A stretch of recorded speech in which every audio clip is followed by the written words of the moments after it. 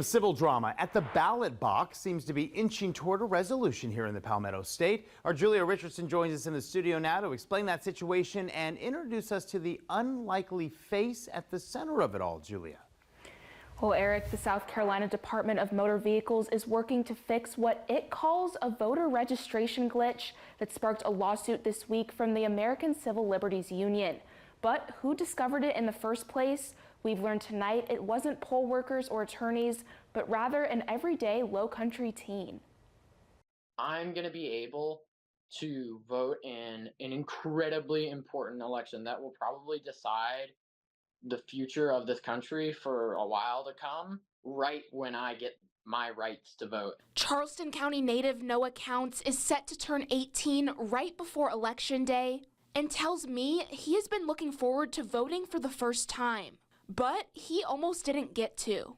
I went to go get my license, like full license, and I signed off on the form that they give you to get my to be registered to vote come November. I went to check my precinct on SC Votes online, and there was no record of me being registered to vote. So Counts reached out to his state representative, who then reached out to the ACLU of South Carolina. As we started talking to folks at the DMV, we found that this was actually a much more widespread problem. The DMV said in a statement Wednesday it had identified over 17,000 teens affected by a technology error, preventing their information from heading to the State Election Commission. DMV officials confirm a majority of those teens were able to register through other means, but the agency has since asked the Election Commission to add almost 2,000 of them to its voter rolls. It's a shame. I mean, this is something that we think is serious and fundamental to democracy. So we're hopeful that the court will recognize the urgency of the situation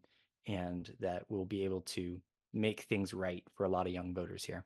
Counts tells me he caught the error early enough to register another way, but hearing about the DMV's request gives him hope for those who may not have. I can just imagine myself walking up to my precinct on November 5th and fully expecting that I'm about to vote in my first presidential election and then being turned away. And that just, it ticked me off. A spokesperson for the South Carolina Election Commission tells me the agency is now waiting on a court's decision for guidance with how to proceed with that list of potential voters that the DMV has given them. There will be a hearing tomorrow on the ACLU's lawsuit in Richland County. We will have crews ready to bring you updates both on air and online. Live in the studio, Julia Richardson, WMBF News.